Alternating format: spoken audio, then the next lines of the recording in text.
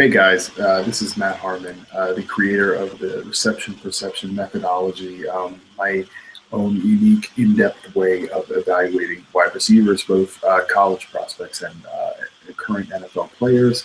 Um, so I'm really gearing the series up towards releasing a big publication in July, will be the first edition of an annual release of all the data that I've collected of the NFL receivers that I chart about. There'll probably be about 100 of them. So in anticipation of that, I've been, posting charts, writing articles at my site, Backyard Banter, yeah, as well as Football Guys and Washington Post. All the places that I write for, I generally try to incorporate reception perception somehow. So I get a lot of questions. I've gotten a lot of new readers. Old readers have questions about what some of the data represents, some of the statistics that get thrown around, what do they mean? So I just wanted to create this quick video just to kind of run over some of the data points with you. If you don't want to go engage in long back and forths on Twitter, or if you don't want to sift through some of the long articles, or you don't have time for that, just wanted to create this quick, easy, digestible video for you. So what I'm going to do is I'm just going to share the screen here with some of the data represented from Antonio Brown that I have listed on the 2015 Reception Perception Project preview page. So first of all, this is the main thing about reception perception is the route charts. I think that's what people like, and it's really my favorite thing to chart as well. So the first chart here is the route tree percentage chart, and that shows you how many routes a receiver ran over a sample. Now, a typical reception perception sample is 8 games, which is half of a wide receiver's full NFL schedule. I'm only one man. I can't chart every snap of every game. I'd love to, but I can't. So I use an 8-game sample method, which I take the 4 best statistical games and the 4 worst statistical games of a wide receiver of their season, and I think that creates an accurate sample for what they're being asked to do and how they're performing on the field. So Brown, you can see he ran 308 routes over the sample. And then this shows you how often he ran each route. You have every route here on the tree: the 9, the post, the dig, the curl, the slant, screen, etc. Now, the only one here that's kind of different is the other, which is just my way of putting a figurative routes that don't fit in on all these other categories. An out and up route where a receiver runs a fake pattern and then cuts back upfield. A fade route doesn't really fit in on any of these, so they go into other. And just general improvisational routes go into this category. So every route comes with a frequency rate. How often they ran a 9 route, a post route, a curl route. Everything is represented here, so you can see exactly what they're being asked to do on the field. Now, what you use in conjunction to the route percentage chart is the route tree success rate chart, and this gives you a kind of a glimpse into how often they're getting open. SRVC is kind of the main self-created metric for reception perception, and it stands for S, success rate versus coverage. So how often they're getting open. So what you can see is that Brown ran a 9 route on 19.5% of his 308 total routes, and you can see that he was successful on 73.3% of them, which, by the way, is a very high amount. So you kind of get what he's good at here. How often he's winning on post routes, big routes. Everything on the tree is represented here. Every route has a SRVC score. So how often they're getting open, which routes they create the best separation on, which ones do they not create great separation on.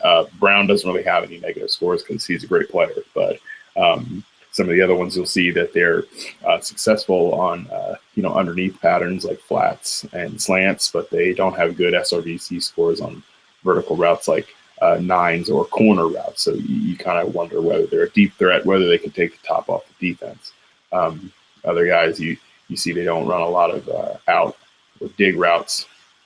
and they're not successful on them either. So maybe they're kind of a raw route runner, mostly screens or nines and posts, basic routes that they're successful on, but they don't have good SRVC scores on some of these more advanced routes. So again, it kind of just gives you a glimpse on where they're winning on the football field. Now, PTS stands for PPR fantasy points per game. PPR fantasy points per route. You can see that how often they're basically where they're producing. Now, Brown has a pretty balanced set here. He scores pretty much in the teens for most of the routes that he runs very often, sometimes even in the 20s up here on 9 routes and out routes where he's creating big plays. So just again, it's pretty simple. PPR fantasy points per route for each one. So again, where he's the most productive. Those are kind of the two main charts for reception perception, the main statistics that the series charts that really are unique. So again, SRVC is success rate versus coverage, how often they're getting open on all of these routes. And then again, how often they're running them.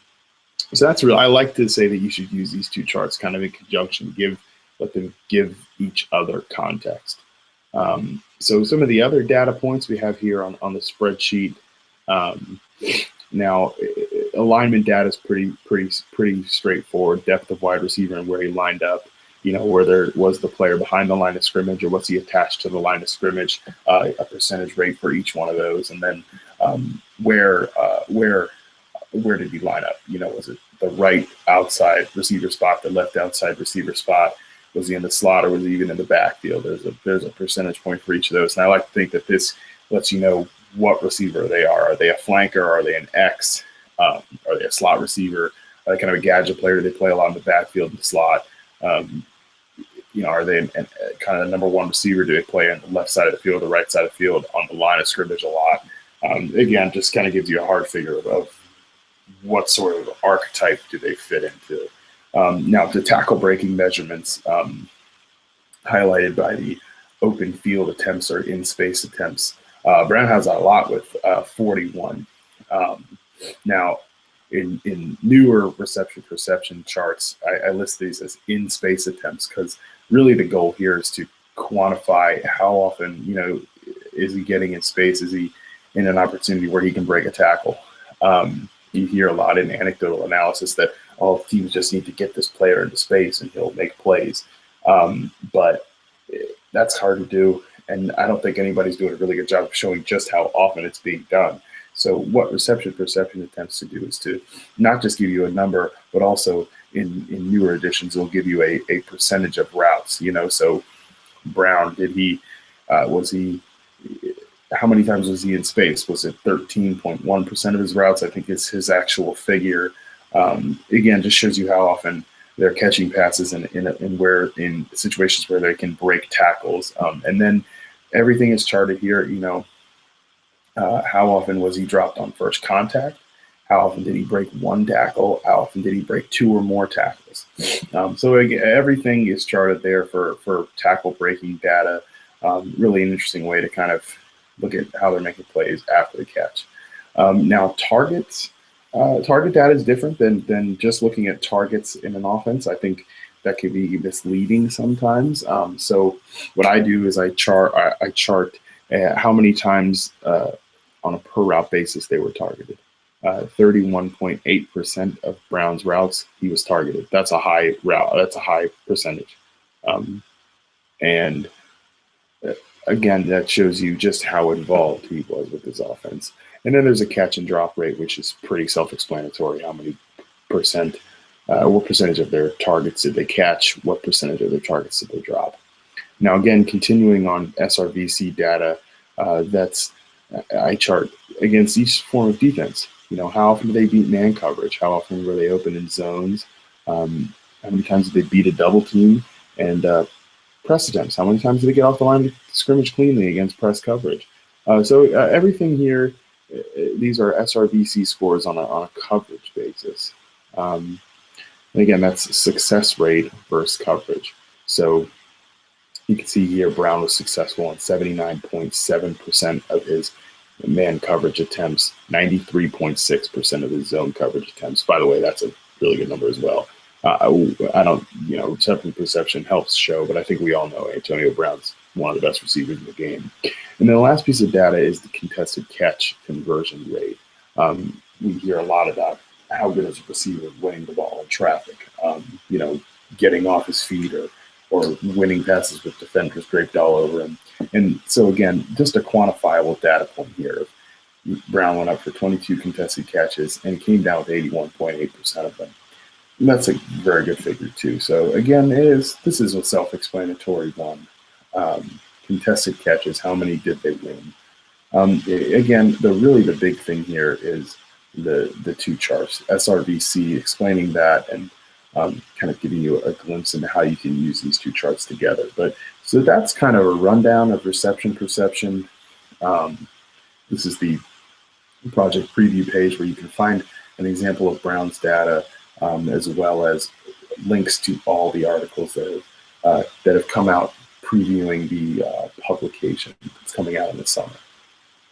So again, I just wanted to create this short little video to kind of help explain the data and try to answer any questions that readers have. Because like I said, I get a lot of them pretty much every day. Somebody's asking about some of the data and can I further explain it if I'm not doing a good job in the articles, and maybe I'm not, or people, obviously some of these are long, maybe you don't want to read them, but anyways, so if I didn't answer a question in this video, please feel free to shoot me a line on Twitter.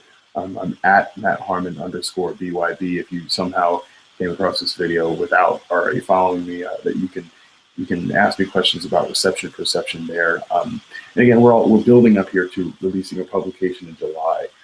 So I really appreciate everybody's support and the interest in the project, and the fact that people do have questions that they're curious about the data and what it all means. So I'm excited for going forward, and I'm really glad that you all have taken an interest, and I appreciate your time watching this video. And again, if I didn't answer any questions, please feel free to hit me up on Twitter or email me, and I'm happy to go back and forth about the process. It is kind of my own methodology, so I do feel that it does sometimes need to be explained to others, and I'm happy to do that. So thank you again for your time and your support of the series. Have a good one.